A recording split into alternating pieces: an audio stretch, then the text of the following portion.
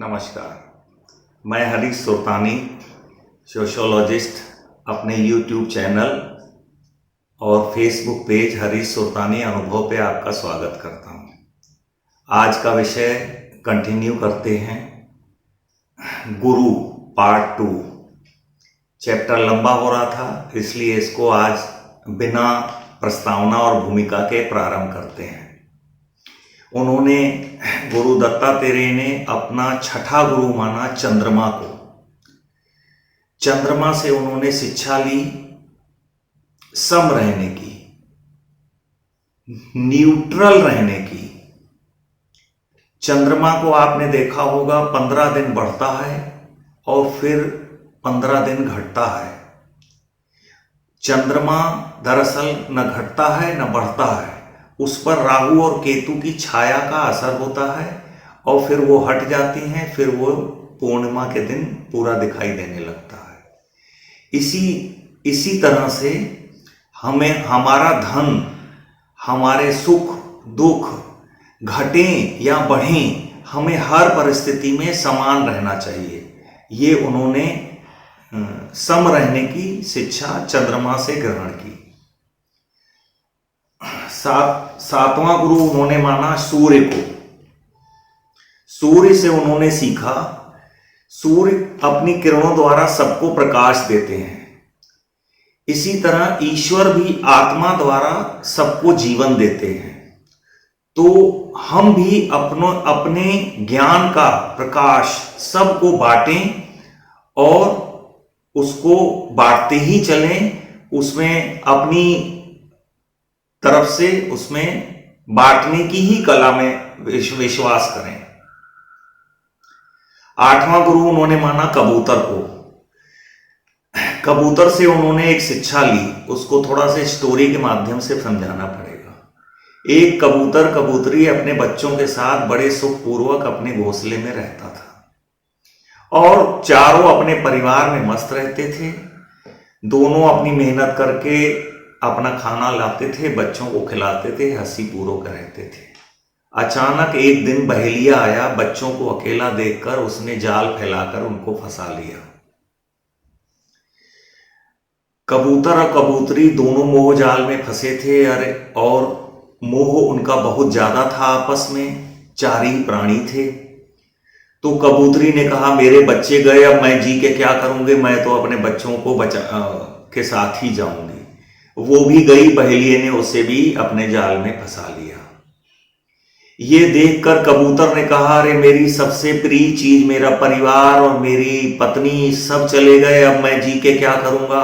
वो भी वहां गया और मोहवश गया और वो भी बहेलिये के द्वारा पकड़ा गया और चारों उसके दास बन गए। तो इससे उन्होंने सीखा कि मोहवश, अज्ञानतावश, अविवेकी होकर काम नहीं करना चाहिए। अगर कोई किसी के ऊपर कष्ट आ गया है तो उसको समभाव से लेना चाहिए और उसको मोह में नहीं पड़कर अपने जीवन को किसी और सद्कार्य में लगाना चाहिए। जीवन को वहीं पर समाप्त नहीं मानना चाहिए। ये संसार का नियम है, प्रकृति है। ये दुनिया आएगी जाएगी, बदलेगी, ये हमेशा एक जैसी नहीं रहेगी, ये परिवर्तनशील है। नवा गुरु उन्होंने माना अजगर को। अजगर से उन्होंने शिक्षा ली कि अजगर के बारे में कहावत है, अजगर करे न चाकरी, पंछी करे न काम, सबके दाता राम। अजगर कभी नौकरी नहीं करने जाता, जो मिलता है वो खा लेता है, प्रसाद समझ के खा लेता है, उसे स्वाद का अनुभव नहीं होता। इसलिए लोभ के वशीभूत होकर और बहुत ज्यादा पद प्रतिष्ठा और धन के पीछे दौड़ भाग नहीं करनी चाहिए और प्रभु का स्मरण करते हुए जो ईश्वर से मिले उसको प्रसाद समझकर खाना चाहिए और संतुष्ट रहना चाहिए अजगर की भांति। 10वां गुरु उन्होंने माना मधुमक्खी को। मधुमक्खी सारा दिन घूमकर भयंकर मेहनत करके शहद जमा करती है और थोड़ा सा उसमें से ग्रहण करके बाकी सब वो जमा ही करती जाती है। उससे उन्होंने सीखा कि घूम घूम कर अच्छाई एकत्र करते रहो और बुराई को वहीं छोड़ दो। जैसे आप मधुमक्खी फूलों पर उसको फूलों को बिना नुकसान पहुंचाए उससे शहद लेके आती है और उसको कोई नुकसान नहीं पहुंचाती। इसी तरह आप भी हम भी अच्छाई करते चलें और उसको बाकी चीजों को ईश्वर पे छोड़ दें। 11वां उन्होंने गुरु माना मधुहा। मधुआ माने मधुमक्खी का शहद जमा करने वाला। मधुमक्खी जीवन भर शहद जमा करती रहती है और उसका पूरा स्वाद नहीं ले पाती। वो जमा करने में ज्यादा विश्वास रखती है। और एक दिन मधुआ उस मधुमक्खी के छत्ते का सारा शहद निकाल करके ले जाता है और वो सब उड़कर दूसरे स्थान पर जाना पड़ता है। इससे ये शिक्षा मिलती है कि व्यक्ति को जमा धन मतलब शहद का उपयोग अच्छे कामों में करते रहना चाहिए। नहीं तो एक दिन नोटबंदी, चोरी, डकैती या जो आगे आने वाली पीढ़ियां हैं वो किसी न किसी गलत कामों में लगा देंगे या राजा आपका धन कर में ले जाएगा। कोई ना कोई नुकसान उससे गलत काम होंगे। इसलिए धन का अपने जीते जी सदुपयोग करना चाहिए। ये उन्होंने मधुआ से सीखा। 12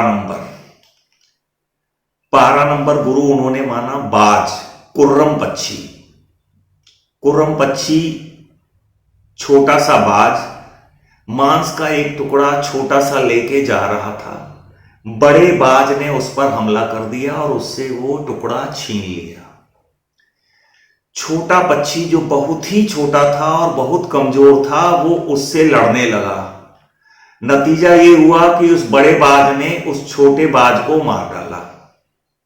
तो इससे उन्होंने सीखा कि बहुत ज्यादा ताकतवर व्यक्ति जैसे राजा या कोई हथियार लिया हुआ आदमी अगर थोड़ा सा आपको परेशान कर रहा है तो सह लेना चाहिए, उसका त्याग करना चाहिए। छोटे से स्वार्थ का त्याग करना चाहिए, संतोष करना चाहिए और अपने समय का इंतजार करना चाहिए। नहीं तो लड़ने में ज्यादा नुकसान होगा। ये तो आप हम कचहरी में जाकर महसूस ही करते हैं। 13वां गुरु उन्होंने माना समुद्र को। समुद्र में कितनी भी नदियों का पानी समुद्र में गिरे लेकिन समुद्र अपनी सीमाएं नहीं छोड़ता।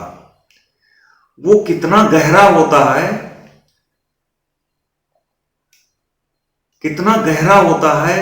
जितना गहरा होगा उसकी गहराई में उतने ही मोती मिलेंगे और उसके किनारे पर आपको हमेशा छोटी छोटी सीप और ये मिलेंगे। तो अगर आपको मोती चाहिए तो किसी साधु की संगत में उसकी गहराइयों में जाना पड़ेगा।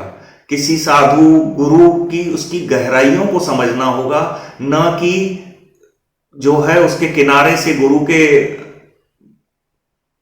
चरण स्पर्श करके लौट आए और बिना ज्ञान प्राप्त किए। ये उन्होंने शिक्षा की। अपनी कितना भी आपको लहरें आए, आपको अपनी गहराइयों पर विश्वास करना चाहिए और अपनी नम्रता को नहीं छोड़ना चाहिए, अपनी सीमाओं को नहीं छोड़ना चाहिए। 14वां गुरु उन्होंने माना पतंगे को। पतंगा क्या है? दिवाली में आप देखते होंगे पतंगा प्रकाश के लोभ में पड़कर उसकी तरफ आकर्षित होकर अपने पंखों को जला बैठता है और अपनी देह त्याग कर देता है। इससे उन्होंने सीखा कि लोभ में पड़ने से स्वयं को रोकना चाहिए, नहीं तो एक दिन हम भी पतंगे की तरह जलना होगा, उस लोभ की आग में जलना होगा। इसलिए लोभ की सीमा रेखा में रहना चाहिए। 15वां गुरु उन्होंने माना हाथी को। हाथी को फंसाने के लिए शिकारी एक बड़ा सा गड्ढा खोदते हैं, फिर उसके ऊपर एक हथनी की फोटो लगाते हैं या लकड़ी की हथनी बना देते हैं। उस काम वासना के वशीभूत होकर हाथी उसकी तरफ आगे बढ़ता है और गड्ढे में गिरकर स्वयं को गुलाम बना लेता है।